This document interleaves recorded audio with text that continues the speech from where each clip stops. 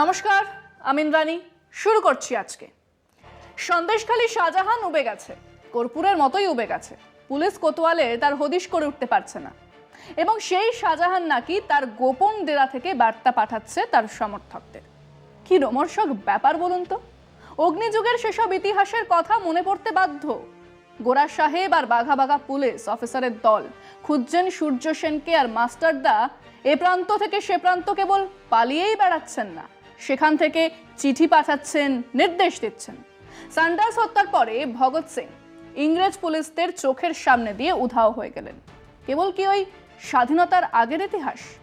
তারপরেও কমিউনিস্ট বিপ্লবীদের বহু নেতারা পুলিশকে ঘোল খাইয়ে নাকের জগা দিয়ে উবে গিয়েছেন কর্পূরের মতো।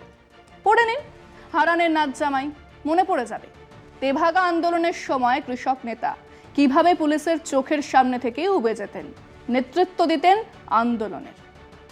হ্যাঁ, এখানে বলে রাখি, আমার মাথা ততখানি খারাপ নয় যে সেসব মানুষজনের সঙ্গে, ক্ষমতার সঙ্গে থেকে, বিপুল দুর্নীতিতে জড়িয়ে থেকে অপার সম্পদের অধিকারী এই শাহজাহানের তুলনা করব।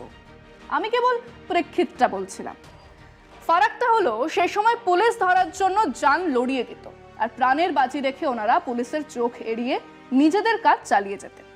আর এখন সবটাই হয় পুলিশ প্রশাসনের চোখের সামনে।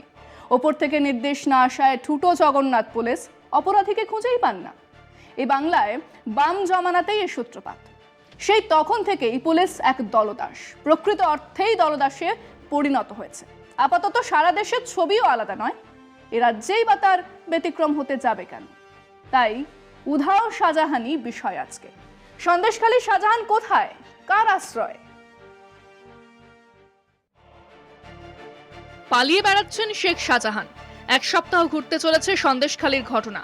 এনফোর্সমেন্ট ডাইরেক্টরেট বা ইডি রেশন দুর্নীতির তদন্তে সন্দেশখালী তৃণমূল নেতা শাহজাহান শেখের বাড়িতে তল্লাশিতে গিয়ে তা নাগাল পায়নি। উল্টে তদন্তকারী ইডি আধিকারিকরা শাহজাহানের অনুগত বাহিনীর হাতে বেদম পিটুনি খেয়ে এলাকা থেকে পালিয়ে প্রাণ রক্ষা করেন। সেই থেকে শাহজাহান বেপাত্তা।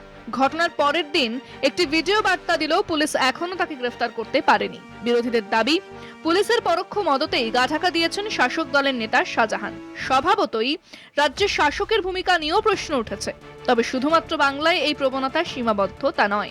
2002 সালে গুজরাট দাঙ্গার সময় গণধর্ষণে সাজাপ্রাপ্ত 11 জনকে খালাস করে দিয়েছিল রাজ্য প্রশাসন। গত সপ্তাহে সুপ্রিম কোর্ট গুজরাট সরকারের সেই সিদ্ধান্ত খারিজ করে দেয়। ফলে ফের ওই 11 জনকে জেলে যেতে হবে।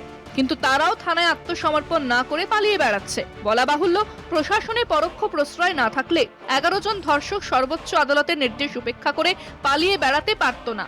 পুলিশ প্রশাসনের ছত্রছায়ায় দুষ্কৃতীরা অধরা থেকে যায়। গুজরাটের ধর্ষকদের ফের জেলে ঢোকানোর দাবিতে বাংলার শাসক সরব, কিন্তু সন্দেশখালী নিয়ে নীরব। একইভাবে বঙ্গ বিজেপি শাহজাহানের গ্রেফতারের দাবিতে থানা ঘেরাও করে ধুন্ধুমার কাণ্ড বাঁধালেও গুজরাট নিয়ে একটি শব্দও খরচ করেনি।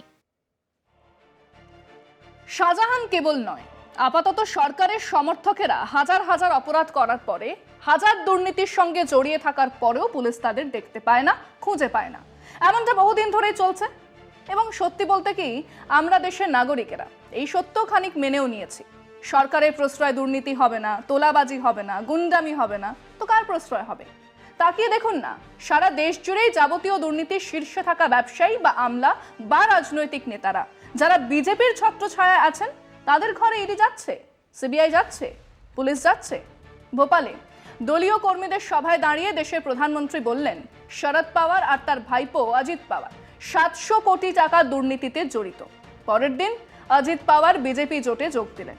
ব্যাস, তারপর থেকে ইডি, সিবিআই অজিত পাওয়ার, ছগন ভুজবল বা প্রফুল্ল প্যাটেলের নাম ভুলে গেছে। ঠিক যেমন আপাতত মমতা সরকারের পুলিশ শাহজাহানের নাম ভুলে গেছে, মুখ চিনতেই পারছে না। আর এতে খুব রাগ হয়েছে শুভেন্দু অধিকারীর।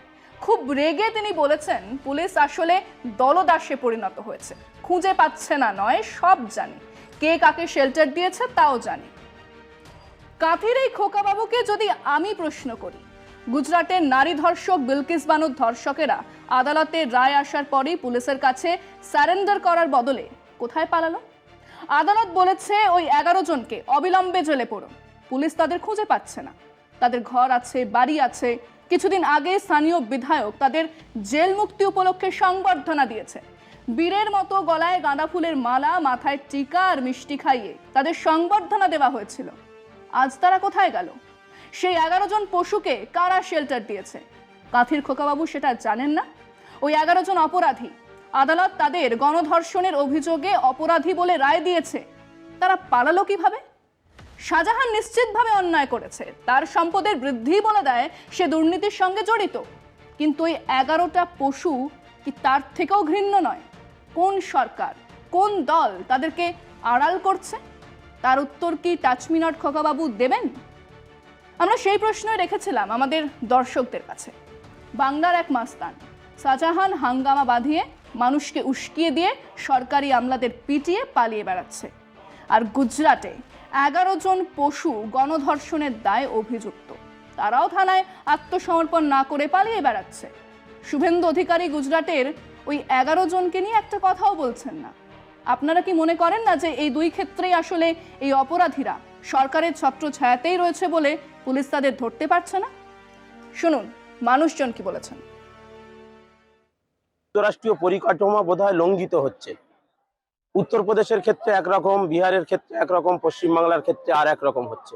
বাংলায় আজ না হোক কাল শাহজাহান শেখ আত্মসমর্পণ করবে রাজ্য সরকারেরই হাতে, কিন্তু শুভেন্দু অধিকারী গুজরাটের সম্বন্ধে একটিও কথা বলছে না বা গুজরাটকে ধামাচাপা দিয়ে রেখে দিয়েছে। এই বিষয় নিয়ে কোনো আলোচনা বা কিছু প্রয়োজন মনে করছে না।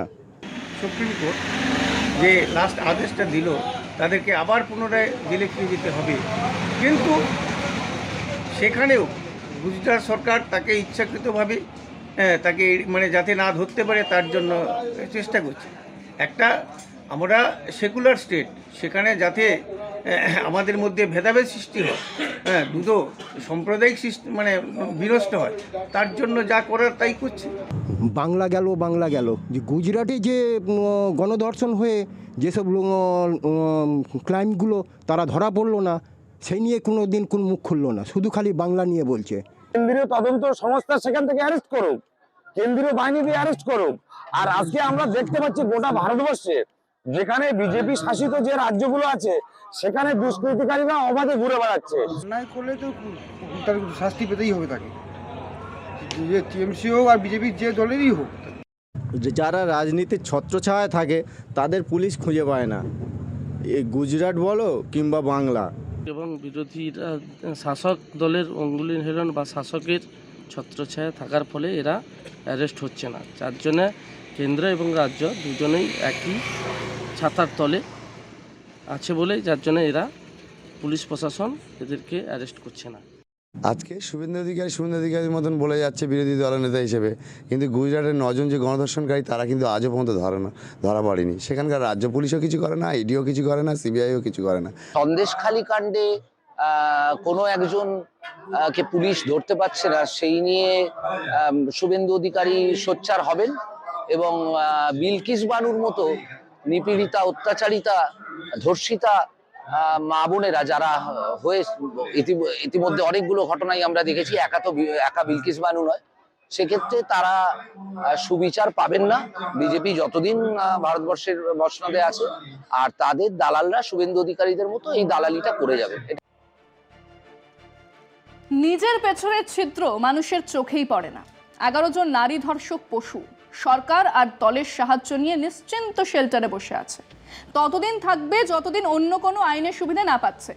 এবং মজার হলো, এ নিয়ে এ রাজ্যের টাচমিনট খোকাবাবু কিংবা ছড়াকার রুদ্রনীল ঘোষ একটা কথাও বলছেন না। তাদের বক্তব্য কেবল সন্দেশখালী শাহজাহানকে নিয়ে। অন্যদিকে এ রাজ্যের শাসক দল আগামীকাল থেকেই ওই 11 জন নরপশুর গ্রেফতার চাই বলে পথে নামবে, কিন্তু সন্দেশখালীর গুন্ডা নিয়ে একটা শব্দ খরচ করবে না। আসলে সরকার একইভাবে চলে, সরকারের এক চোখ কানা। আজকে পর্যন্তই। দেখতে থাকুন কলকাতা টিভি, রাত দিন 7 দিন।